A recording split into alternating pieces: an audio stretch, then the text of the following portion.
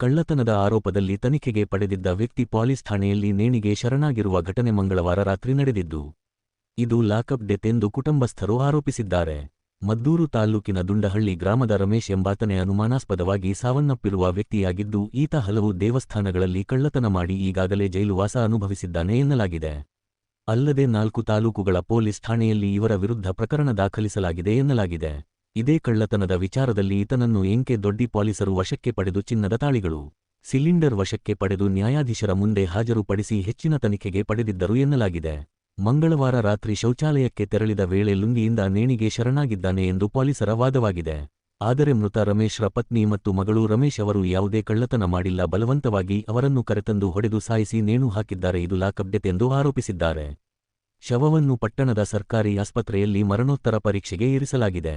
ಸ್ಥಳಕ್ಕೆ ಜಿಲ್ಲಾ ಪೊಲೀಸ್ ವರಿಷ್ಠಾಧಿಕಾರಿ ಶ್ರೀನಿವಾಸ್ ಗೌಡ ಭೇಟಿ ನೀಡಿದ್ದಾರೆ. ಶವದ ಮರಣೋತ್ತರ ಪರೀಕ್ಷೆ ಬಳಿಕ ಸಾವಿನ ಸತ್ಯಾಂಶ ಹೊರಬೀಳಲಿದೆ. ಮನೆಯಲ್ಲಿ ರಾಗಿ ಬುಡಕ್ಕೆ ಹೋಗಿ ಬಂದು ನನ್ನ ಗಂಡ ಮನೆಗಿದ್ದ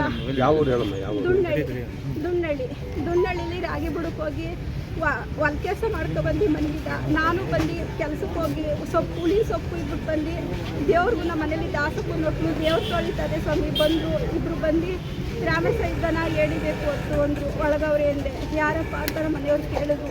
ನಾನು ಎಣಿಬೇಕು ಗೌಡ್ರೆ, ಎಣ್ಣೆ ಮಾಡಿಕೊಡಿ, ಎತ್ತೇಣಿಬೇಕು ಅಂತ ಹೇಳಿದ್ರು. ಎತ್ತೇಣಿಬೇಕು ಅಂತಲೇ ಬಂದು ಈಚೆ ಕಡೆ ಬಂದು ನೋಡಪ್ಪ ಈ ಥರದ್ದು ಎಣ್ಣೆ ಮಾಡ್ಬೇಕಾದ್ರೆ ಜಾಸ್ತಿ ದುಡ್ಡಾಯ್ತದಂತೆ. ನಮ್ಮ ಗೌಡ್ರವರೇ ಅಂಗಡಿ ಹತ್ರ ಅವರೇ ಬಂದು ಮಾತಾಡ್ಕೊಬರುವ ಅಂತ ಕರ್ಕೊಬೋದ್ರು.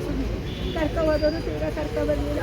ನಾವು ಎಲ್ಲ ಇರಬೇಕು ಬರ್ತದೆ ಹೋಗೋರೆ ಅಂಗಡಿ ಹತ್ರ ಮಾತಾಡ್ಕೊಬರ್ತಾರೆ ನೋಡಿದ್ರು. ಸೋಮವಾರ ದಿವಸನೇ ಕೆಲಸಕ್ಕೆ ಹೋದ್ರೆ ಅಲ್ಲಿಗೆ ಫೋನ್ ಬಂತು, ಸ್ಟೇಷನಲ್ಲಿ ಅವನೇ ರಾಮೇಶ ಕೇಸಿಂದ ಕರ್ಕೊಬಂದಿದ್ದೀನಿ, ಎಂಕೆ ದೊಡ್ಡಿ ಸ್ಟೇಷನ್ ಅಂತ ಹೇಳಿದ್ರು ಸ್ವಾಮಿ. ಆಮೇಲೆ ನೀನು ಬರಲೇಬೇಕು, ಬಟ್ಟೆ ತಗೊಬಾ ಅಂತ, ಈಗ ಆಧಾರ ಕಾರ್ಡ್ ತಗೊಬಾ ಅಂತ ಹೇಳಿದ್ರು. ಆಧಾರ ಕಾರ್ಡ್ ತಗೊಂಡು ಹೋದೆ ಸ್ವಾಮಿ.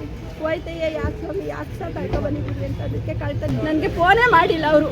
ನೆನ್ನೆ ದಿವಸ ಹೇಳ್ಬಿಟ್ಟು ಬಂದಿದ್ದೆ 10 ಗಂಟೆ ಹೊತ್ತಿಗೆ ಬಟ್ಟೆ ತಗೊಂಡು ಸ್ಟೇಷನ್ ಹತ್ರ ಬಾ, ನಿನ್ನ ಗಂಡನವು ನಿನ್ನ ಮಗನವ್ವ 7 ಜೊತೆ ಯಾರಿದ್ರು. ನನ್ನ ಮಗಂದು ನನ್ನ ಗಂಡಂದೆಲ್ಲ ಬಟ್ಟೆ ಹಾಕೊಂಡಿದ್ದೆ. ನನ್ನ ಮಗ ಕೂಲಿ ಕೆಲಸ ಹೋಟ್ಲು ಕೆಲಸ ಮಾಡ್ತಾ ಇತ್ತು. ನನ್ನ ಮಗನ ಕರ್ಕೊಬಂದವ್ರು.